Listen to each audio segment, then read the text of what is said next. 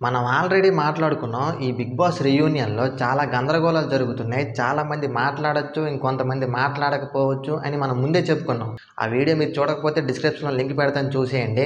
అయితే అనుకున్నట్టుగానే 'big boss' రీయూనియన్‌లో ఒక పెద్ద గందరగోళమే జరిగింది. అది ఏంటి అనేది చాలా క్లియర్‌గా చెప్తాను. స్కిప్ చేయకుండా ఈ వీడియో చివరి వరకు చూడండి. మనం ముందు వీడియోలో ఏం మాట్లాడుకున్నాం? నిఖిల్ సీతతో అసలు మాట్లాడడు. ఎందుకంటే సీత నిఖిల్ మీద ఒక పెద్ద ఎలిగేషనే ఏసింది. సో దాని కారణంగా నిఖిల్ అయితే ఈ జనంలో సీతతో మాట్లాడడు అని మనం చెప్పాం. ఒకవేళ మాట్లాడినా జస్ట్ పలకరించడం వరకే, అంతకుమించి ఎక్కువ ఉండదని కూడా మనం చెప్పాం. అయితే ఎక్స్పెక్ట్ చేయని విధంగా నయనిక ఇన్‌స్టాగ్రామ్ స్టోరీతో మొత్తం కథ అంతా మలుపు తిరిగింది. ఆ మలుపు ఏంటంటే మొత్తం 36 గంటల షూటింగ్ రీయూనియన్‌ది. అందులో నయనికతో ఎవరితోనో గొడవయింది. అందుకే నయనిక ఇన్‌స్టాగ్రామ్‌లో ఒక స్టోరీ పెట్టింది. ఏమని పెట్టిందంటే ట్రై బెటర్ డాష్. ఆ వర్డ్ ఏంటి అనేది చెప్పకూడదు. సో దాని కారణంగా చెప్పట్లేదు. మీరు ఎవరైనా తెలుసుకోవాలనుకుంటే ఇన్‌స్టాగ్రామ్‌లో డీఎం చేయండి. మీకు ఆ స్క్రీన్ షాట్ పెడతాను.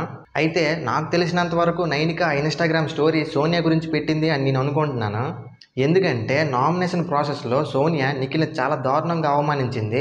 దాన్ని చూసి తట్టుకోలేక నయనిక నిఖిల్‌కి సపోర్ట్ చేస్తూ ఒక మాట అన్నది. నీకెవరున్నా లేకపోయినా నేనున్నాను. నీకెవరు ఏదైనా అనుకుంటే నేను తట్టుకోలేను. ఫస్ట్ నేనే బాధపడతాను అని కూడా చెప్పింది. సో నాకు తెలిసినంత వరకు ఈ స్టోరీ సోనియా గురించి పెట్టింది అని నేను అనుకుంటున్నాను. మరి మీరెవరైనా అనుకుంటే కామెంట్ చేయండి. మరి దీని మీద మీ ఒపీనియన్ ఏంటో కూడా కామెంట్ చేయండి.